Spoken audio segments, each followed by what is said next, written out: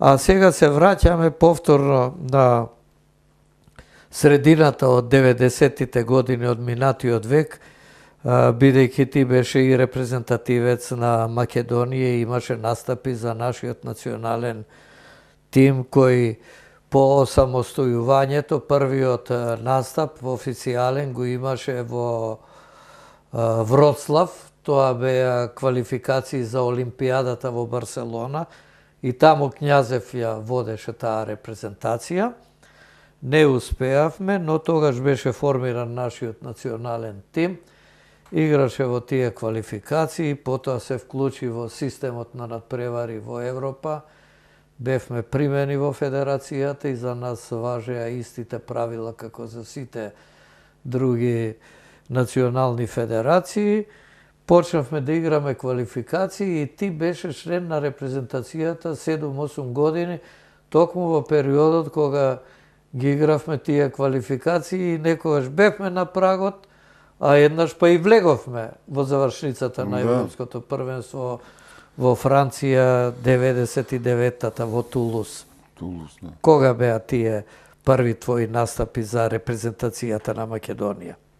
Како што спомена, прва генерација, да, Вроцлав беше тоа која се составуваше, каде што стварно во 5 до 12 се формираше таа репрезентација. Нема ни опрема, сега да ти кажам, собира опрема, мораше сите во иста боја на патики да бидат. Па се сеќавам ги префарбуваа нешто, правеа за да патики, чорапи, за дресоите, добро се знае националните. Да, па јас сега колку што се сеќавам, мислам дека 96-7 квалификациите до недека 2005-6 ги играв, меѓутоа многу ми е криво што таа година првото европско која беше, не знам од кои причини и како, не влегов во тие 12-14 да кажам што беа на тоа европско, меѓутоа сите квалификации ги имам играно.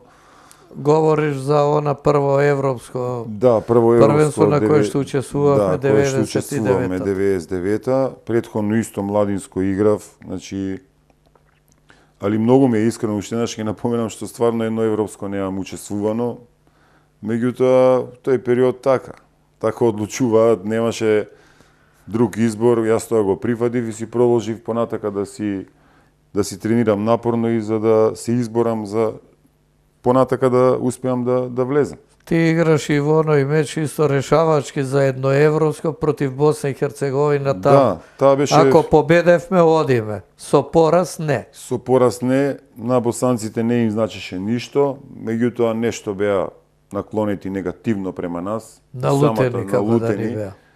Од некој си прием во Скопје не сме ги примиле како што треба, не знам ова, не знам она. И самата сала, навијачите беа и тие наострени. Да, наострени, дали биле запознаени со некои ситуации што се случувале тука. Не ни дозволија да го добиеме над преворот, по секоја цена они да го добијат. Го добија они, на крај не отидовме ни ние, ни они. А кој период беше ова? Тоа е 2005-та, мислам, 6-та, така. Да. Таа беше последна утакмица која што и учество мое во репрезентација. А од овие другите надпревари на кои се сеќаваш, дали може би она на почетокот кога заигра и дуелите во групната фаза со Финска? Таа е многу интересна. Со Финска тука што играме во не возможи практично Финска да учествуваме на првото за нас европско првенство. Да, Финска. Порано од Франција, од 99. Порано од Франција, да. Тоа предходно 4 години треба, на 4 мислам дека беа, значи тој период 2005-та. Така доаѓа, ова беше порано беше 99-та ова беше 95-та. Така, 6-та година, да. За 97-ма европското првенство. Така, да. Тоа беше во градски парк, кај што на полувреме 17 разлика, колку што се сеќам, 16-17 водевме и во две продолженија, ако ми текнува или едно беше, го изгубивме над преварот, кој што ни беше доста значаен и затоа и не отидовме. А таму ја победивме. Да, ама после се направи круг и ние не отидовме. А ова на полувреме сите помислевме готово. Работава е завршена, 17 кошеви, нема шанса да се загуби. Се опуштивме, тогаш многу беше. Тоа тоа е и спортот. такви моменти Има се и такви, случуваат. Тоа се моменти што се случуваат за да паметиме. Да, Инаку иначе нема како как ќе да се паметиме, да. потсетиме? Баш така. На Финска и на тој надпревар, ако Така, не се така. случило ова. Во тие репрезентативни настапи имаше некој надпревар кај што беше главниот играч, што Па искрено, беше, например, играч на одлуката. па не, као многу помлад и од кога влегов во репрезентација, не можеше некако да, знаеш, да дојдеш да бидеш во преден план. Се некако си у функција на националниот тим, ама увек имало други кои што биле да кажеме носители и тоа Пеце се. Врва ќе си ја зема топката и Пеце одлив Врва и ние зависи. седиме. Дали ќе те погодат. Дали ќе ти ја рекетот дадат или кога ќе не. заглават негде и тогаш, иначе нема, ке нифе се. Да, некој ќе влезат во рекетот, кружени од Да, сите тоа висове, се- тогаш спасот. Ајде, барај го Тоа спасот. се страшно, мислам, поготово на умовски тој период беше број еден играч во број Европа. еден, па и во После Европа тоа еден од Врва исто, најдобрите Врва бекови исто, да. и беше Беше- прогласуван. Беше прогласуван, значи беше носител на таа цела репрезентација. Искрено, тука беа Дејан Јовановски, браќата Боцевски. Тебе кој ти одговараше најмногу да биде во игра и од кој добиваше најмногу топки, Па, да не речам, те вработуваше. Најмногу од Врбица, иначе Пеце на никого не даваше топка, сам играше. И даваше секој утакмица по 40 минимум. Да, и ние ќе напишевме или ќе јавевме најпрецизен. Да. Пеце Не можеа ни Наумовски. другите, јас знам ситуации, Дејан Јовановски. За време на надпревар си правиме муавет, вика си избориме, што играме, ние си стоиме, он си игра сам. Он стварно реализираше се тоа, нема збор. А што викаш, ајде да се Да си направиме тргнеме, муавет, бар тука, да си не ти тргнеме, да не пречиме сметаме, тука да. кога влагаш доста има Баш противнички играчи, па и ние. Шала на страна, значи стварно квалитетите не може да бидат успорувани. Тоа беше стварно европски, значи светски играч у тој период, така да така си течеа времињата такви беа и тоа е тоа се Дејан растеше и во спортско семејство. Да, Дејан исто. Тој ми се чини кога разговарав со него, првиот контакт со кошарката, татко му сакал да биде ракометар. Ракометар, бидејќи да.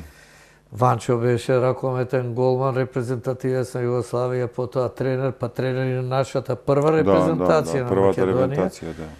И вика, ме носи на ракомет и ја гледам кошто, абе не тамо овде да шутираш, ја вика пак кошот и вика, овој не го бидува ракометар, дај кошарка и таму.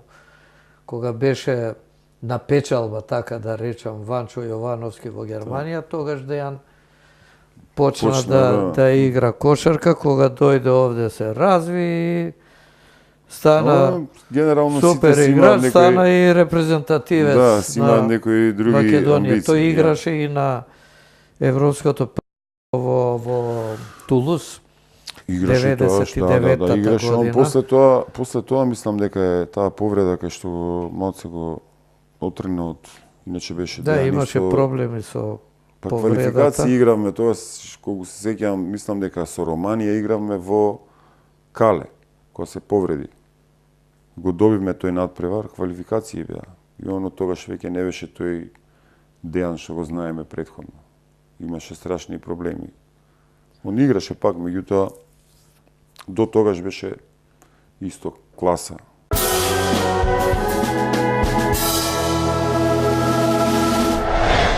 Какво беше чувството да бидеш најплатениот кошаркар во Македонија и тоа со добра плата?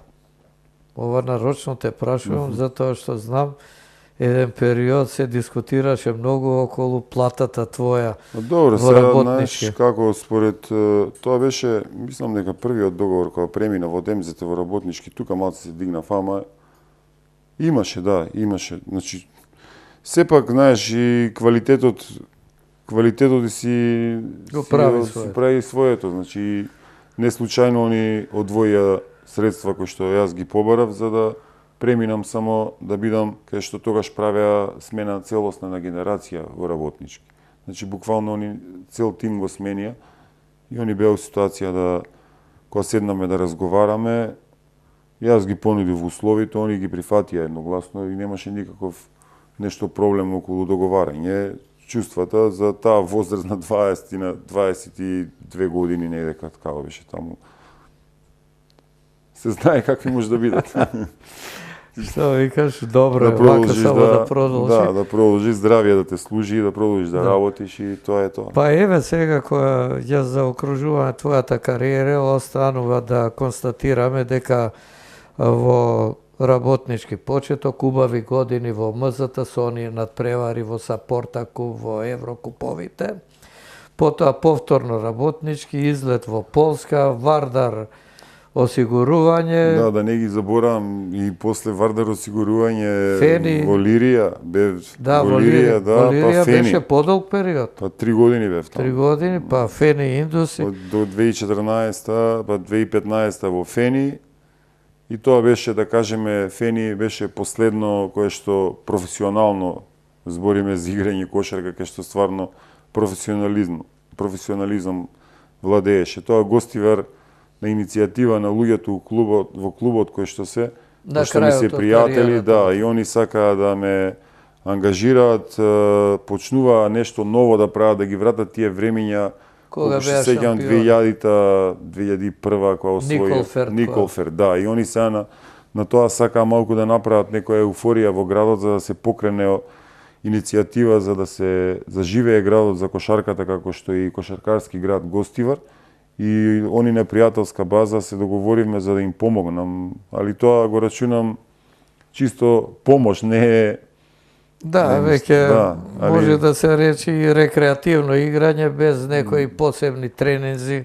Па не, трениравме за тренинг, тренирав скоро секој ден одев. Прво се договоривме да одам 3 пати, ама ја не се сменивме после тоа. Идев секој ден, зашто ја не се осеќав спремен, без разлика што беше втора лига.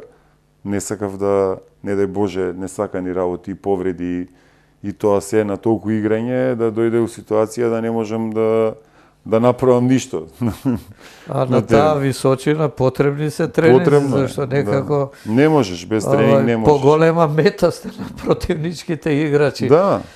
Кажавме за клубската кариера, репрезентативната десетина години од 95-та до 2005-та, тамо 6-та, меѓутоа ти имаше настапи и за младинската репрезентација на Македонија веднаш по осамостојувањето, првата репрезентација млада, така да кажам, на нашата држава. Сето тоа зборува за еден голем, да речам, и богат кошаркарски опус, и остануваш запишан во нашата кошаркарска историја.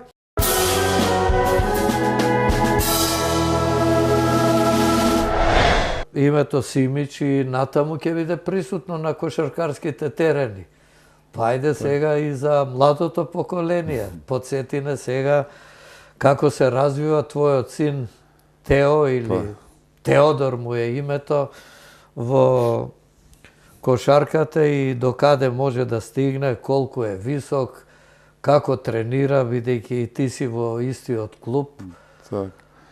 Па Тео е во кошаркарскиот клуб Партизан Водно-Санс, каде што и јас сум во истиот клуб благодарение на председателот на клубот Горан Андреевски, кој што клубот функционира веќе 17 години во Македонија. Работиш како тренер таму? Како тренер сум, да. Водам селекција. Значи ќе биде Књазев, сега Симиш. Да, дојде така.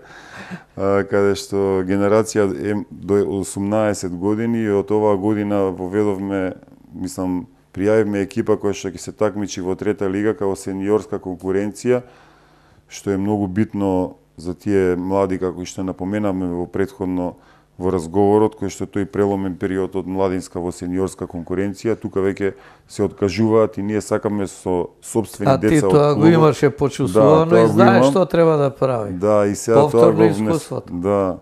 И сега го воведовме тоа каде што гледам дека има одлични резултати.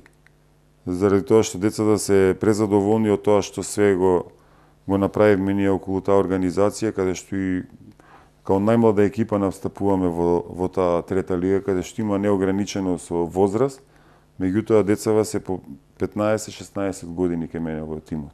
Значи ти ги подготвуваш од тие возрасти веќе да може тој премин да не биде така со скок, не туку да си дојде постапно и во сениори кои ќе дојдат да не бидат изненадени. Така. Така да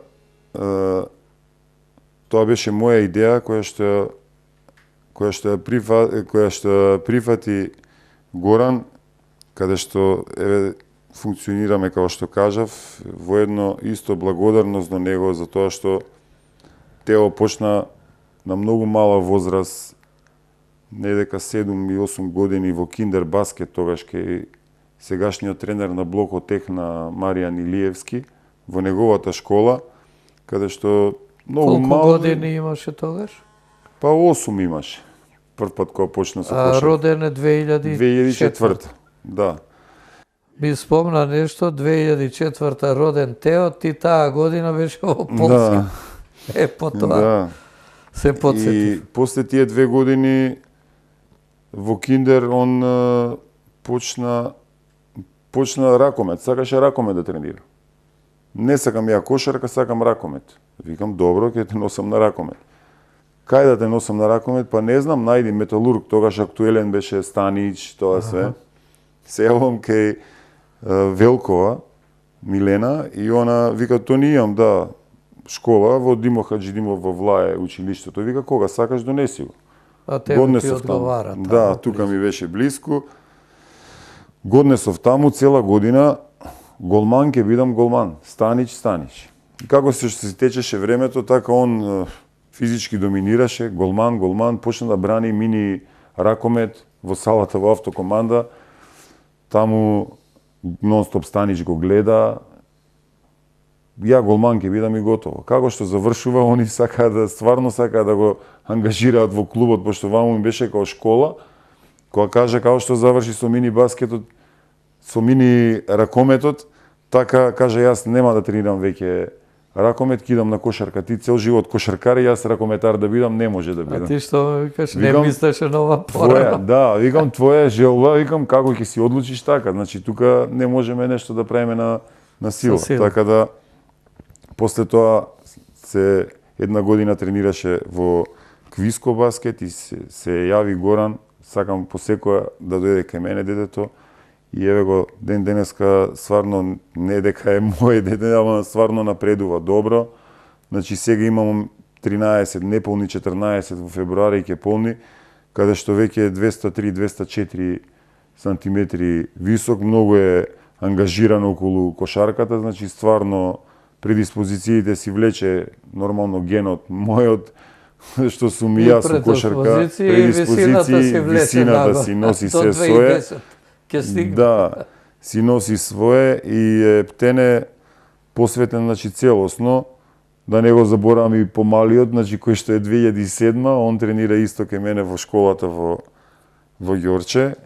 Он па година дена тренира, да, он тренираше фудбал, па дојде сега на кошарка, да не се наљути да каже само едното дете, да го каже само Тео. Така добро, да, весело е во семејството. Носи го едниот, земај го другиот, да, после овој. Сега Тео е поголем и он си оди се сам си е посамостален. Сега за Тео да ни кажеш што му прогнозираш, затоа што во кошаркарските кулуари се говореше оти има некоја шанса за Шпанија, Барселона. Барселона има доста скаути, тие ги следат младите играчи во сите европски земји, па им западна на окото токму и Тео. Така, значи... И сега докаде е работата со Барселона и објасни ни како одат тие работи, за да знаат и другите помлади кошаркари што добиваат договори, например, од Барселона. Така. Па ние случајност, не е ништо случајно, значи они пратат тоа, како што го кажавте, скаути сега дека имаат низ Европа, контактот е преку Горан кој што исконтактира со менаџер на едно европско во Подгорица сега. Летово беше тоа. Бараат млади перспективни, високи деца. Горан кажа, јас имам детенце едно, 2004. Пратите ми видеоматеријали, да го видиме, да кажеме кога може да дојдете да го видите. И тоа се многу брзо некако, тоа беше у јули, август некако уствари беше европското. Они за неполни 10 дена пратија понуда за да се од која до која дата да идеме во Барселона. Отидовме, значи тоа беше се организирано по протокол, тоа мислам што да се збори, тоа е гигант невиден, нема ништо на случајност, да. Он ги помина таму сите и тренинзи и лекарски прегледи што направија за да видат во каква моментална состојба е детето, пошто е многу мало, они не веруваат дека е толку, со сите тие мерења. Направија таму бевме 4 дена, беа презадоволни од него, со ангажманот, со знаењето до тој период, на таа возраст, беа стварно, да кажам, не изненадени, искрено изненадени. После тоа се вративме тука, требаше да пратат договор, они го пратија договорот, каде што треба да се поразговара, заради тоа што има многу детали во него, кај што мора да се запази сега. Треба убаво да се види, да не го врзат детево. Да, за да не се врзе сега, за да не видат после проблеми накнадно, заради тоа што не е едноставно сето тоа. Они имаат голема заинтересираност за него, меѓутоа оставаме простор кај што треба да размислиме, сепак е многу мал, треба фамилија да седнеме, они на принцип идат да оди сам, меѓутоа ќе видиме, има период кај што они им кажавме дека ќе причекаме да размислиме што и како, кај што има клаузули некој кој што треба да се смена. Да не се залеташ веднаш, да речеш ајде и го пушташ детето. Да, така да негово е да работи, да тренира. На која позиција игра сега, да не прашувам? Па сега, добро, сега малку се времињата сменети, искрено. Игра и надвор, значи води топка и се, значи другачие. Например, порано биле многу малку, тоа што го кажавте, висок еден ки излезе и одма под кош. Сега се сменети. Сите високи мора се да игра. Да, се играат и вода топка и Значи, дај Боже да се развие Теодор во врвен кошаркар, да заигра и во некој европски клуб, а мене од оние преноси бројни што ги има во тие дуели мзата работнички, некогаш и преку глава кој ќе оде. Аман само да нема проблеми. проблеми. И од тие преноси ми остана твоето излекување трупка на пост, па оној скок шут. Па го има наследено и он тоа. Па топката како патува кон кошот, влегува и некогаш тие поеди беа и решавачки за победата, например, на работнички или на МЗТ или на репрезентацијата на Македонија. Тони, на крајот да ти заблагодарам што беше вака гостин и стана дел од оваа емисија посветена на македонските легенди. За нашите гледачи на крајот уште еднаш тоа вообичаено го правам затоа што некој може подоцна се вклучува во програмата. Да кажам дека тоа беше Тони Симич, нашата кошаркарска легенда.